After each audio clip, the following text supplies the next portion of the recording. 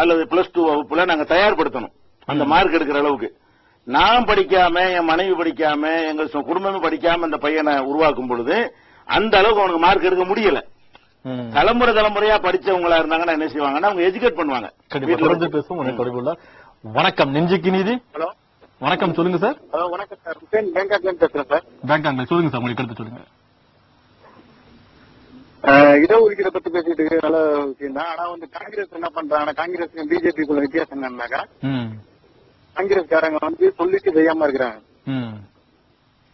BJP வந்து சொன்னாங்கன்னாக்கா தர முடியாதுன்னு சொல்லிட்டு ஓப்பனா சொல்லிடுறாங்க. ஆனா காங்கிரஸ் என்ன பண்றாங்கன்னாக்கா முஸ்லீம்கள் வந்து ஓட்டு வங்கியா பயன்படுத்திக்கிட்டு இதுவரை ஏமாத்திக்கிட்டு தான் இருக்கிறாங்க. பிஜேபி நேரடியா இல்லை என்பது இல்லை சொல்லிடுறாங்க.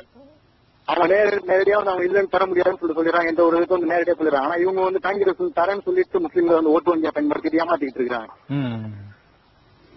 ஆனா இதுக்கப்புறம் வந்து முஸ்லீம் சமுதாயம் வந்து இதுக்கப்புறம் காங்கிரஸ் ஓட்டு வங்கியா அவங்களை எதிர்த்து போராடக்கூடிய சூழல் ஏற்பட்டிருக்கு. இப்போ சமீபத்தில் கூட பாத்துக்கிட்டீங்க, சரியான பிரம்மாண்டமான ஒரு பேரணி ஆர்ப்பாட்டம் மாநாடு நடந்து காங்கிரஸ் ஒரு எச்சரிக்கையை கொடுத்திருக்காங்க. இதே போன்று திரும்பவும் காங்கிரஸ் இது ஏமாத்த நினைச்சிச்சுன்னா இஸ்லாமிய சமுதாயத்தை தமிழ்நாட்டில இந்தியாவில எந்த ஒரு இடத்துலயும் ஒரு சீட்டு கூட ஜெயிக்க முடியாத அளவுக்கு முஸ்லீம் சமுதாயம் வந்து விழிப்புணர்வோட ஏற்பட ஆரம்பிச்சிருச்சு. கண்டிப்பா உங்களுடைய கருத்துக்கு ஐயா பதில் சொல்வாரு. இவர் வந்து காங்கிரஸ் வந்து நம்மளை இஸ்லாம் சமுதாய மக்கள் வந்து வாக்குக்காக ஒரு ஏமாற்றக்கூடிய நிலையில் உள்ளதுன்னு சொல்றாரு. அதாவது பொதுவாக எல்லா அரசியல் கட்சிகளுமே வாக்குக்காக தான் இருக்கிறாங்க, விளங்கிக் கொள்ள வேண்டும். வாக்கு ரோடு போடுறாங்க. உங்களுடைய கருத்துக்கு ஐயா பதில் சொல்றாரு கேளுங்க. ஒரு மருத்துவமனை ஒரு கட்டுறாங்க, ஒரு சாலை போடுறாங்கன்னு எது செய்யறாங்க, இத போட்டா ஓட்டு கிடைக்கும் செய்யறாங்க. அப்ப எல்லாருமே வாக்கு வங்கி என்ற அடிப்படை இல்லாமல் நாட்டில் ஒரு அரசியல் கட்சியுமே இல்ல, அதுல மாற்று கருத்து கிடையாது.